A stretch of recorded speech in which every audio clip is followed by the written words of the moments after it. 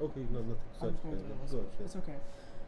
Hello, everyone, and thank you for joining us today at the CMC for a little conversation between myself and Pedram Khavarzamini on rhythm and priorities across a multitude of fields. So before we begin, I'd like to just do since a teenager. Yeah.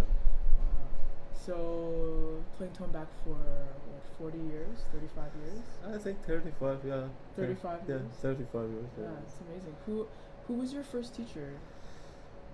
Well, it's a long story, but I have to cut it short because you know my official first teacher, his name is Mr. Kamyar Mohabbat. He's still in Tehran, and yeah, I remember first time I grabbed a real instrument and a real tombak was in his class. So he's a great teacher. He's a very nice person as well. And I learned many things from him. And my second teacher, Mr. Bahman Rajavi, I think I went to his class when I was 17 years old, or 16, 17. I don't remember exactly. But yeah, I learned many things from him as well. And he's a great composer, great tombak player, and I can say that he's master of a new generation of tombak players. So yeah. Yeah. Can you tell me what in tombak, like pedagogy and teaching, you mentioned a new generation. Right. What is the difference between newer and older generations? There are lots of difference between them, but one thing which is really important is nowadays, let's say from the cons, because I always see the things like cons and pros. Pros and cons. So Yeah. it's that probably is gonna be one of your questions later, but it's uh, because we are in the fast food world right now. Uh, no one pays attention to details. Not no one, but majority of young players, not young generation, because when we say young generation, definitely we have some people that are playing tombak and they're 8 years old, and it can go to 16, 20, whatever. And when we are talking about the young generation, probably it's from the last 20 years. It's something like that. So I don't consider myself a young generation tombak player. We're almost like middle, So we are transferring the information from the old generation to the new ones, or people who are around my age. Yeah, that's one thing which I can see in majority of young generation is that they don't pay attention to details, unlike the old players. They respect the tradition, they respect whatever we had, but now everything is like fast food. They're not patient.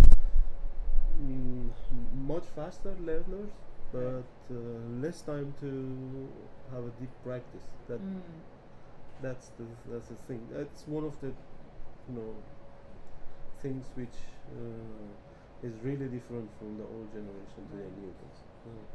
So with this, the idea of like making time for deep practice, because I know when I was in your class at U of T many years ago, we worked a lot on sound production, just making a beautiful sound, and making sure we can make that same beautiful sound over and over again all the time, right? And I remember I really appreciated that detail because in my studies in Western music too, it's very similar. A lot of times we're learning music, as much music as possible, very fast, performing, leaving it, next thing, right?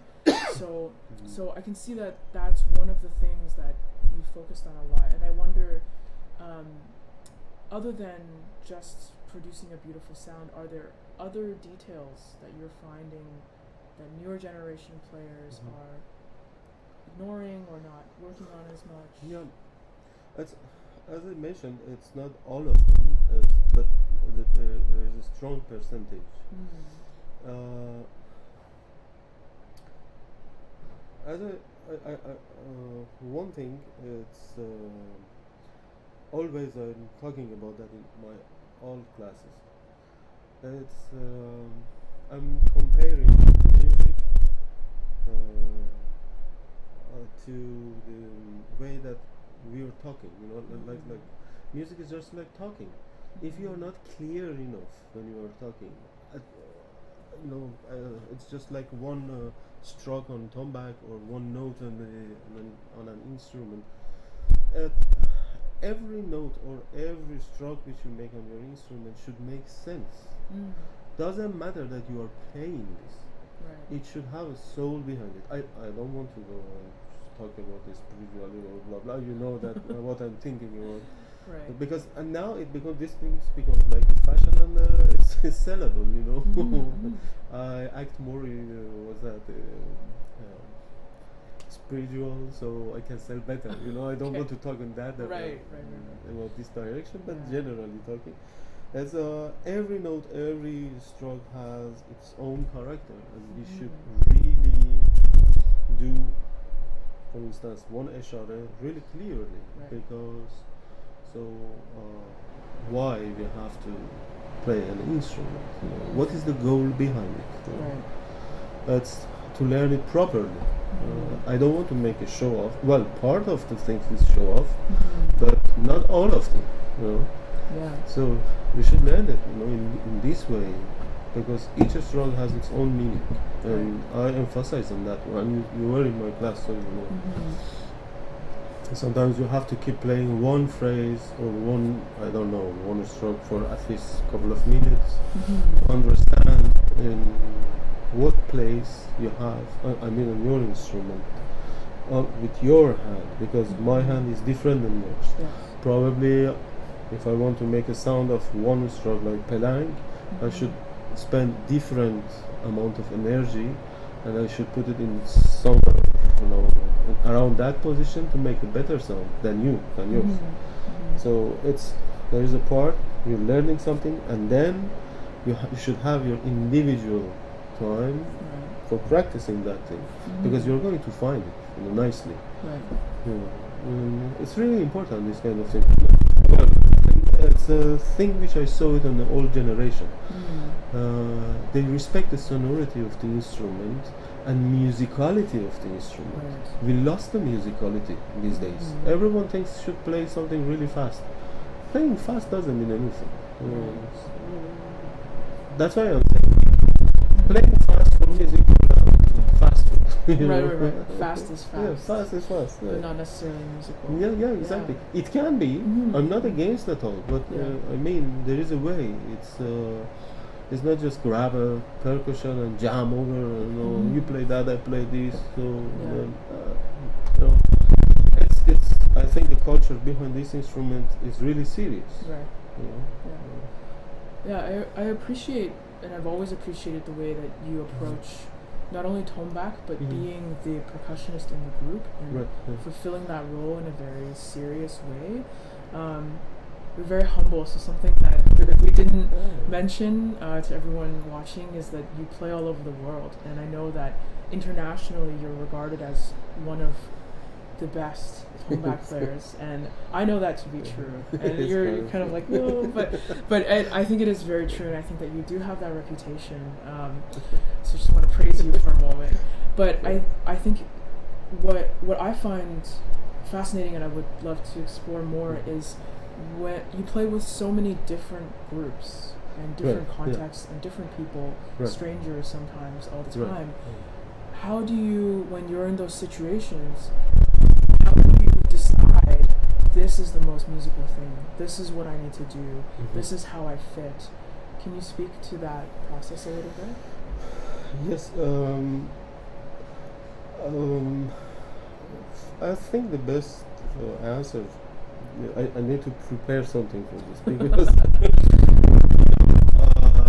part of that comes from the structure of tombak. Um, if you want to compare tombak, for instance, with tabla, Mm-hmm. tombak has less accent. Mm-hmm. I mean, the accent from the language which this instrument comes. Mm-hmm. You know, that's why I'm saying we should compare everything with the talking, of Right. human. So Yeah. tabla comes from a culture that they can pronounce some words, we know it. It's not something, that I'm not talking about, imitating accent or something like that. It's just a true fact of the instrument. For instance, if an Iranian speaks English, Mm-hmm. immediately you understand the accent, Right. Yeah, Arab as well, Indian as well, we Mhm. have a different accent. So this accent goes to the instrument too.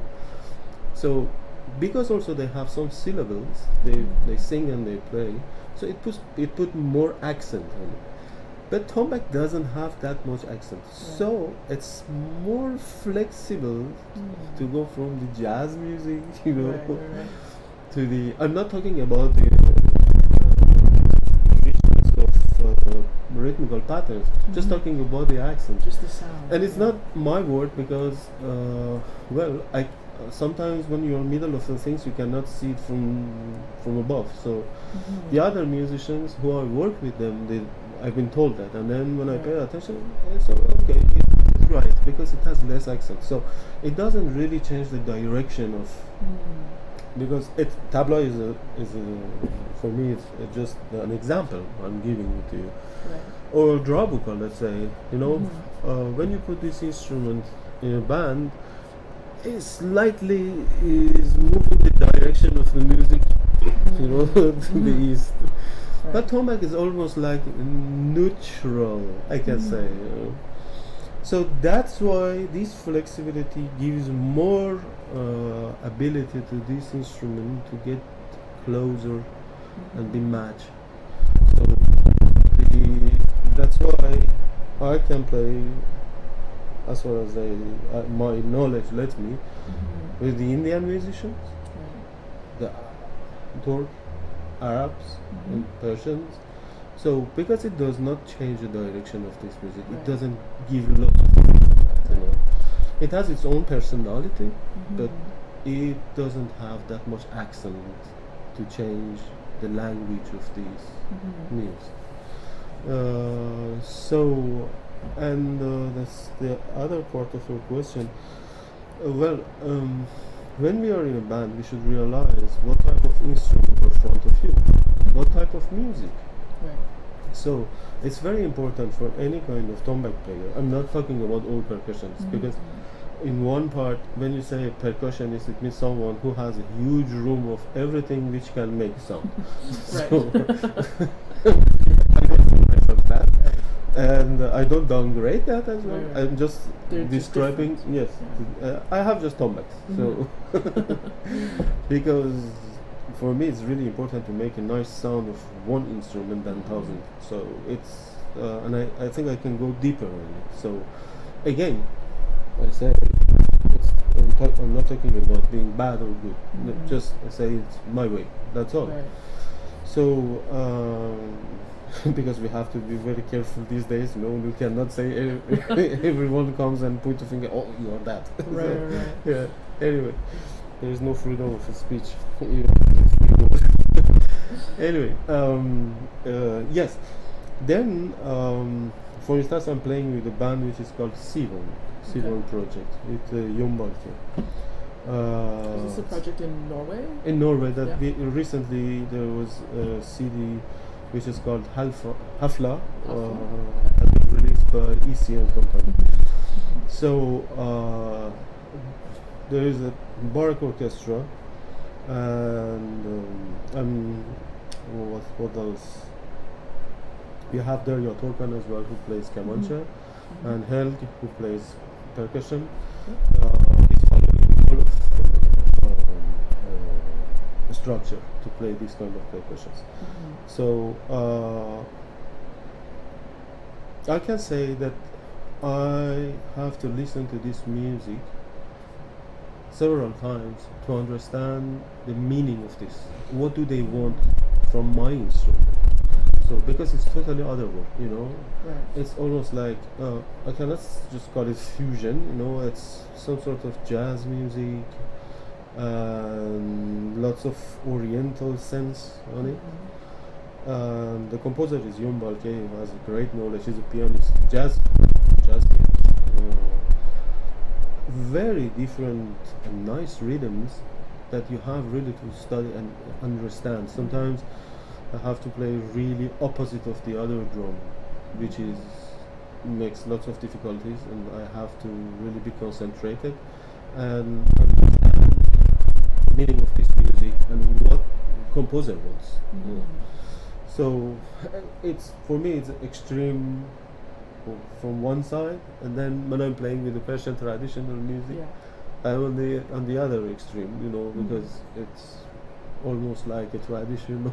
Right. Yeah, It's be clear, familiar, you know, yeah, square. yeah, exactly. Yeah. So that's why I'm insisting. Everyone who plays percussion, tombak, doesn't matter which type, you should know the music. You have to listen to music. Keep practicing every day, 12 hours, boom, boom, boom, boom, boom, blah, or any kind of thing. It doesn't give you knowledge of music. Right. We should listen to the different music. When I went to Greece, because in 2000 we met with Ross in 2001. So Ross Daly is a great friend of mine, and he invited me to go for the opening day of the main labyrinth in Greece, in Kudetsi, in August 2002. So then I stayed there. So I say this story because it's really important. There is a museum of the instruments, and also an archive of huge archive of old music from all around the world. So I spent lots of time in this village when I was alone. So I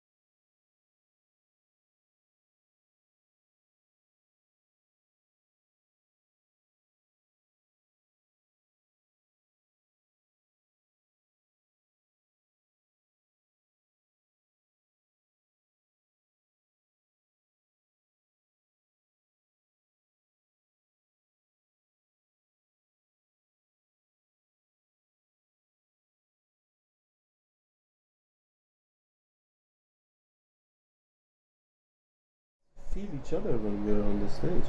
That's why I don't like so much to record something in the studio, like playback. Personally avoid this. With computer and say, okay, that's the music. Does it make sense? No, it doesn't. As someone who plays tombak, I try to listen to the music, because even on the stage, we do something in rehearsal. Probably on the stage, the feeling is changed. Someone wants to even if you make mistake, doesn't matter. We're not recording CD. Right. It's a human being, and even that type of probably little bit of false note or playing like a bit not exact. It can be like flavor. But the important thing is what we are exchanging with our audience and with each other on the stage. Yeah, that's a very beautiful human way to describe playing groove or grooving with someone. Yeah, and something I remember a couple times that we've played together, I always feel very comfortable playing with you. There's no way, you're very clear, and I always feel like we have each other's backs. There's no way that I could make so much of a mistake that we cannot find each other. So exactly. I definitely can feel that connection with you, and I think that for me is a part of any context with any players, is to help each other feel comfortable and work together, like you're saying. I think it should be the minimum thing. It's not a privilege that I'm giving to anyone. I should not be proud of that, because it's a minimum requirement of we should think first of all logically, because we are on the stage together. So put everything away. What you're thinking about the person who's next to you. You like this one, you don't like this one. What did you eat this morning? You have a backache or you don't have. Just try it. Again, I'm not talking about the spirituality and behind the cloud. I don't believe to that area. So it's just about being with each other. I say we have to be next to each other, back to back, not against. We play music. It's not something for fighting and showing our abilities. You can show your ability by playing with the other people as well. If there is a smart audience in front of you, they will understand everything. You don't need to put it in their mouth. You should not shovel it in their ears. I said, don't try to prove yourself every time. Why you should do that? This is interesting, because originally when I was coming into this conversation, I was thinking of all of the technical things that we can talk about, right? Like how to play a certain thing, how to learn a certain music. But really, I think what we've come to is that as a rhythm, playing rhythm in all of these groups is more about connection and more about paying attention and honoring culture and study than it is about the technical aspect, although that is very important. I wonder, I know that you teach tombak a lot, and I wonder, you teach all the technique and making a beautiful sound, you teach the rhythms, but how do you teach, and I've had this problem with my own students, how do you teach a sense of groove, and a sense of good time, and this cooperation playing with How do you teach that to young students? It's a deep question. So, sometimes things are not teachable. It's we can correct persons. I have many students from different cultures, from different countries, and I don't want to judge anyone, because, for instance, in my culture, one thing can be bad. In France, probably it's not bad. It's quite good, actually. You know what I mean? Yeah. So it's very difficult to put one common point all around, because I'm feeling sometimes, that I have lots of, I'm tied up with ropes, and they're pulling me and I'm pulling them, from different sides, which is nice because I'm learning from my students as well. That's a great thing when you're a teacher. Right. Everyone thinks that I am teacher, so I'm telling whatever they should learn. No, you should have a smart eye and great ears. First of all, to realize who's in front of you. Like I cannot call it a job because I have never seen it honestly like a job. I make money somehow, and I'm alive. I don't know how for the last 35 years with all the difficulties, but I won't see it as a job. But in any, I can say in any job that can happen, that you should do something for someone that you don't like because you think something is wrong with this guy, but you're doing it. There is a moment that you have to try to correct the things, but that doesn't work because it's from personality of this person. I don't know what kind of difficulties he or she had in his life, because most of us, we have some complexes, and if we go deep down on the things, I cannot put the blame on someone, because poor guy, or who knows what happened for him, if he acts sometimes like that, I cannot correct it, If he wants to be flashy, it means probably something was wrong. But it need to be with the people, these guys, these type of people, they need.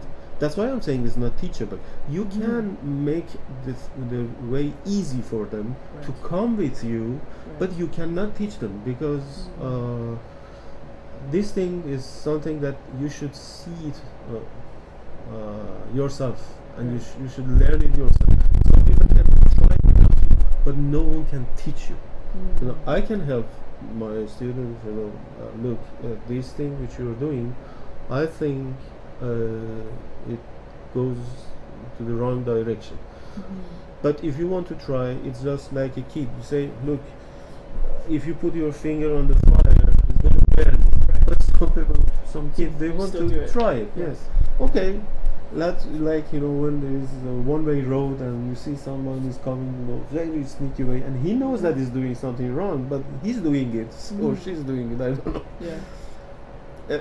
Generally speaking, I think some part of the teaching,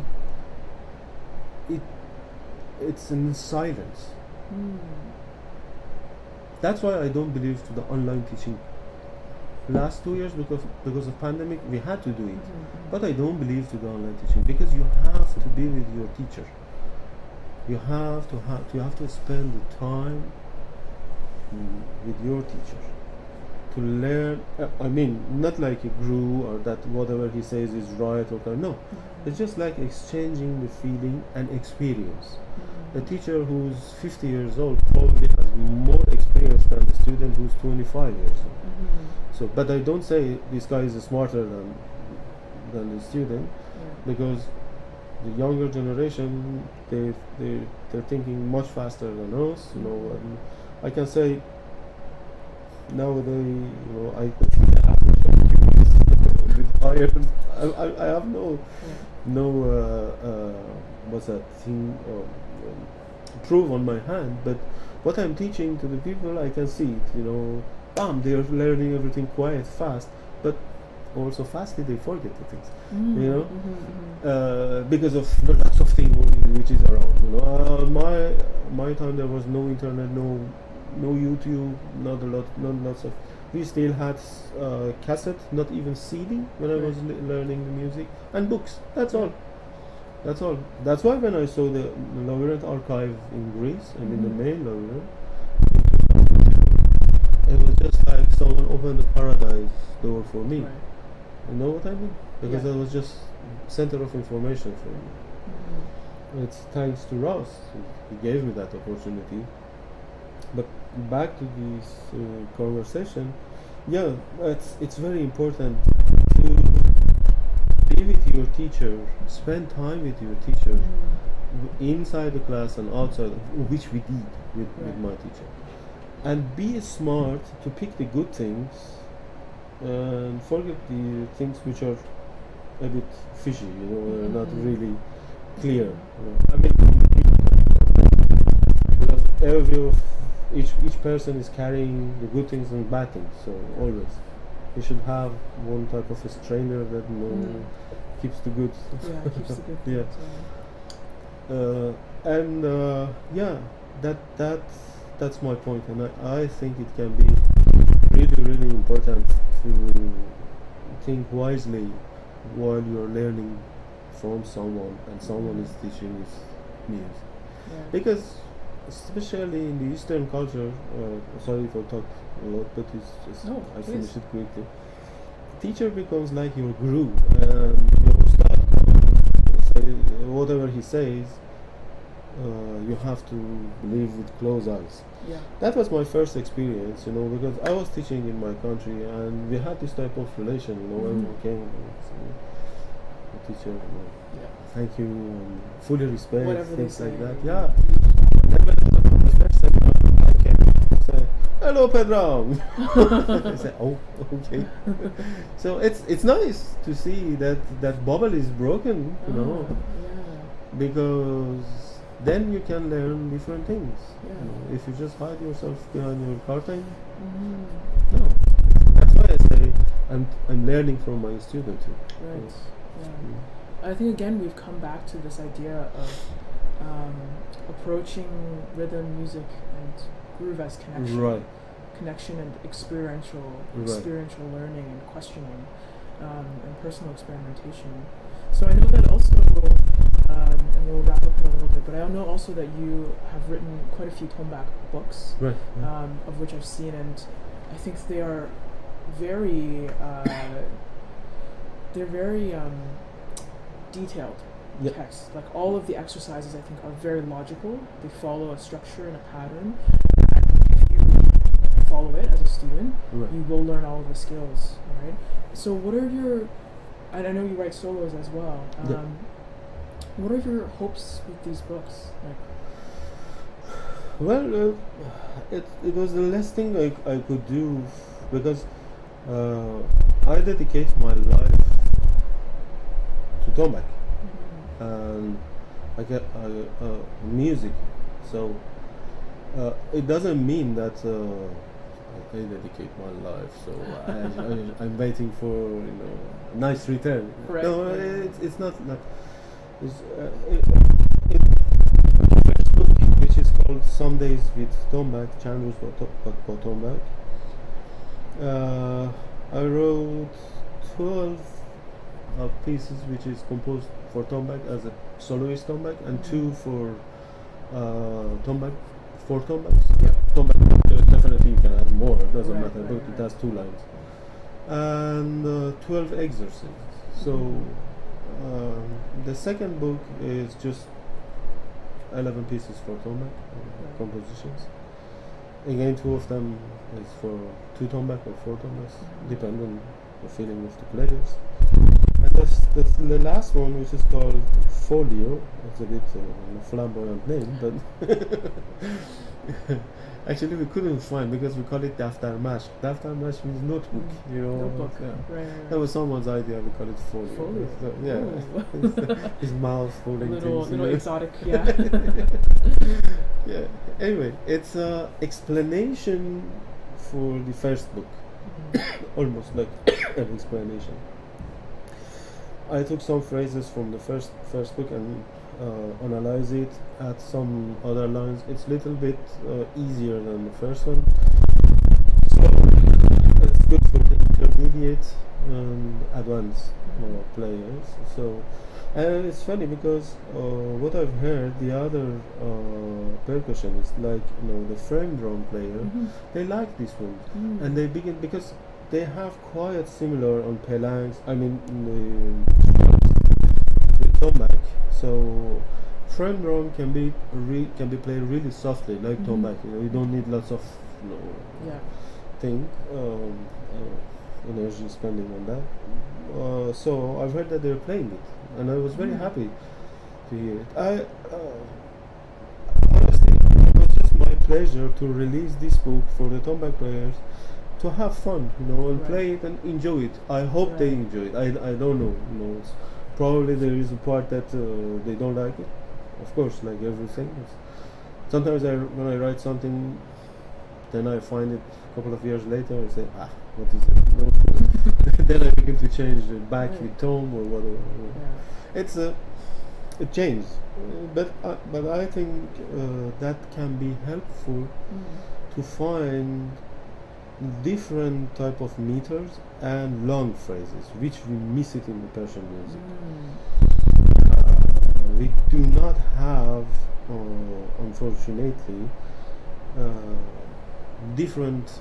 I mean, the time signature. We have the phrases which comes from that old Persian music, but we lost many things. Unfortunately, last 25, 30 years is everything just go to the fastest speed. Right. Just fast. Right. There is nothing like we lost almost old rhythm like Samai, which we had it definitely because the structure of Samai is the same as the 6/4 in tasniks in Persian music. The structure is quite similar, but unfortunately, because of many bad things which happened in the last 250 years, 300 years ago, for Iran, we lost many information about this music. Which you can find it somehow in Radif. There is a spark of one moment that if you just take it off and work on it, you will see, we have this. So Right. it means it's just like piece of bone of a dinosaur, Right, someone It's finds an it somewhere. artifact. It is, yeah. So I was trying to bring all the things together and expand. I found one piece of bone somewhere and Right. just I composed something all around. It's like it's almost like digging for more like archaeology and It is informed by history. Yeah. I didn't know that about your solos. That's very cool. The time signature like 11 or 9s. Mostly in Persian music we had 7, some sort of 10, which everyone thinks is 6/8, and 2/4, 4/4, this kind of thing. Sorry if I don't remember something else, but it's just. Unlike the other music, for instance, when you listen to the Arabic music, it's fascinating that how they kept their door, and it's funny because you ask them what's the name of this door cycle, they say this called khoshrang, and then I think about that. I say khosh means good or nice in Farsi. Rang is color, and both are Sanskrit Persian word. Khosh rang, beautiful color. Right. It's 17 in 17/4. So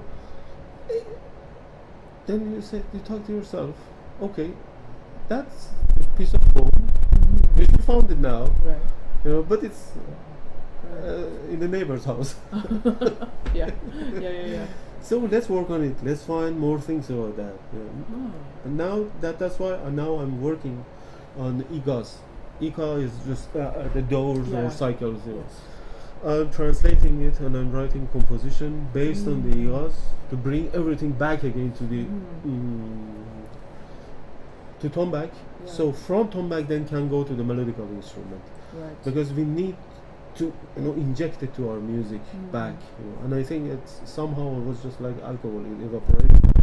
Right.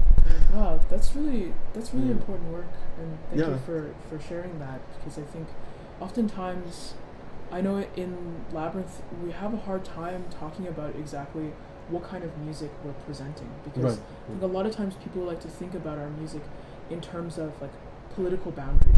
Like, this is Turkish music, this is Azerbaijani music, but in this way you're doing work that is interconnecting these things in a way that is even beyond culture. I think it is back to that connection of we have these shared rhythms. We have shared schools of music that need to coexist together. Have to be together. It's a serious problem. Yeah. This boundary board. I think every problem comes from after the what's that? After the not equal dividing of wealth. The second problem for the human being is the border and boundaries. Yeah. That's a source of all the conflicts, even in the music. Right. So I am from Iran, so this is my land, this is my flag, and you should not talking about the music. Right. Those kind of stupid things which Yeah. happens all around, and we can see. Mm-hmm. That's why we are so divided, and it's so sad in 2022. Instead of talking about most important things, cultural things, and develop the nice thing like music, we should fight for a piece of land with each other. It's just like a stone age. But I don't know why. Well, music is beyond that. As I said at the beginning, it should gather people together. We should bring people together and stick them together. That's why it should be a goal of the music. Not just percussion, not just whole idea of music. And unfortunately some people they took it in the wrong way. They think it's a field of fight. It's not. Music is music. It's not competition. I say to all my students, especially in seminars, in workshops, you can see at the beginning when you have 20. Some part of sometimes some of workshop I have to spend the time like a psychologist to see what's going on, Right. and always I have to tell them, please, I don't want you to show to each other what you know. Just sit and learn. Right. We had some people who left the workshop because I told them, whatever you are, when I'm going to a workshop, when I take off my shoes, I put it behind the door. I put my own personality behind that door with my shoes. Put everything behind this door with your shoes. Be like a zero. Come and sit and learn. Whatever you know, whatever is your knowledge, leave it behind that door. Then you are going to learn. It doesn't mean that your teacher is good or bad. No, not at all. It means that what is your goal? You want to learn something. And it's very important to have a clear mind when you go to a workshop. Many people come to the workshop. Some of them, they leave the workshop because they come to show their ego and whatever they know. So they're not satisfied. They leave. It's okay. Probably they're going to learn it slowly. And it doesn't mean that your teacher is very good. Downgrade you. No. It's just if I want to give you something, I prefer you to have empty hand to carry it. Right. Don't come to my class with a full hand and then I have to find one place to stick it in. That's interesting that you mentioned that, because I think, and you've probably found this too as a percussionist, you come into an ensemble or a musical performance or whatever, and you have to kind of be not so selfish and make sure that you prioritize it, especially if it's music that, I know if I'm playing music that I'm not as familiar with, I'm always putting myself aside and thinking about how do I make this the most complementary and the most cooperative thing that we can do together, right? So thank you for this conversation. I really appreciate it. It was more heartwarming than I had thought it would be. Even as we got into really difficult conversations like geopolitical, tension. Like there is a way that we can connect in these rhythms in a way that we can do so that is aside from absolutely, if we pay attention to each other. So well, we are kind of now everything because this world is especially West becomes really individual, and individualism is getting expanded.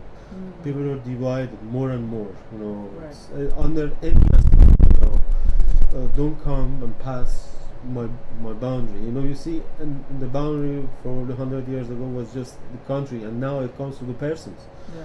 So we should try to go against, you know, little bit. You know, we have to push it. If we don't do it right now, like every other right which we are losing every day, and we don't realize it, because the color of things getting changed. You know, we've been invaded by this kind of thing, and we don't realize it, unfortunately. You know. Yeah. Yeah. Well, thank you for this. My I pleasure. certainly feel definitely inspired to be more mindful and consider others more in my music making. And Pedram will be performing as a part of the This Tale of Ours quartet this Friday at the Alcon Museum. So if you're watching at home, feel free to grab a ticket and come see that performance. It'll be a real special treat for sure. So thank you so much. And I My pleasure, yeah. always learn Thank you. something from you. It's my when we pleasure. have It's my conversations. pleasure. Yeah. Yeah. Thank you for joining us today. Thanks. And yeah, have a lovely the rest of the day. Cool. Thanks. My pleasure. I hope you had a good time. Oh yeah, always talking with you. As I said.